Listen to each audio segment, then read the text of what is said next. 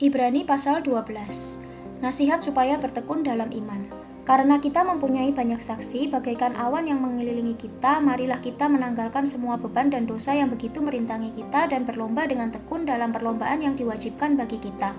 Marilah kita melakukannya dengan mata yang tertuju kepada Yesus yang memimpin kita dalam iman dan yang membawa iman kita itu kepada kesempurnaan, yang dengan mengabaikan kehinaan tekun memikul salib ganti sukacita yang disediakan bagi Dia yang sekarang duduk di sebelah kanan tahta Allah. Ingatlah selalu akan Dia yang tekun menanggung bantahan yang sehebat itu terhadap dirinya dari pihak orang-orang berdosa, supaya jangan kamu menjadi lemah dan putus asa.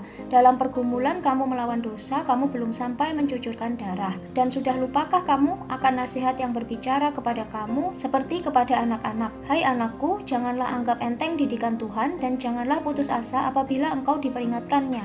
Karena Tuhan menghajar orang yang dikasihinya dan Ia menyesah orang yang diakuinya sebagai anak. Jika kamu harus menanggung ganjaran, Allah memperlakukan kamu seperti anak. Di manakah terdapat anak yang tidak dihajar oleh ayahnya? Tetapi jikalau kamu bebas dari ganjaran yang harus diderita setiap orang, maka kamu bukanlah anak tetapi anak-anak gampang. Selanjutnya dari ayah kita yang sebenarnya kita beroleh ganjaran dan mereka kita hormati. Kalau demikian, bukankah kita harus lebih taat kepada Bapa segala roh supaya kita boleh hidup? Sebab mereka mendidik kita dalam waktu yang pendek sesuai dengan apa yang mereka anggap baik, tetapi Dia menghajar kita untuk kebaikan kita supaya kita beroleh bagian dalam kekudusannya. Memang tiap-tiap ganjaran pada waktu ia diberikan tidak mendatangkan sukacita tetapi dukacita. Tetapi kemudian ia menghasilkan buah kebenaran yang memberikan damai kepada mereka yang dilatih olehnya. Sebab itu kuatkanlah tangan yang lemah dan lutut yang goyah, dan luruskanlah jalan bagi kakimu sehingga yang pincang jangan terpelecok tetapi menjadi sembuh. Berusahalah hidup damai dengan semua orang dan kejarlah kekudusan, sebab tanpa kekudusan tidak seorang pun akan melihat Tuhan. Jagalah supaya jangan ada seorang pun menjauhkan diri dari kasih karunia Allah, agar jangan tumbuh akar yang pahit yang menimbulkan kerusuhan dan yang mencemarkan banyak orang. Janganlah ada orang yang menjadi cabul atau yang mempunyai nafsu yang rendah seperti Esau yang menjual hak kesulungannya untuk sepiring makanan. Sebab kamu tahu bahwa kemudian ketika ia hendak menerima berkat itu, ia ditolak sebab ia tidak beroleh kesempatan untuk memperbaiki kesalahannya sekalipun ia mencarinya dengan mencucurkan air mata. Tanggung jawab yang berat.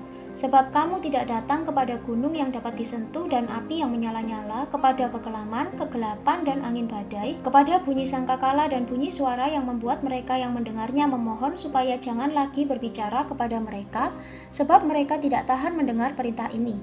Bahkan jika binatang pun yang menyentuh gunung, ia harus dilempari dengan batu. Dan sangat mengerikan pemandangan itu sehingga Musa berkata, "Aku sangat ketakutan dan sangat gemetar."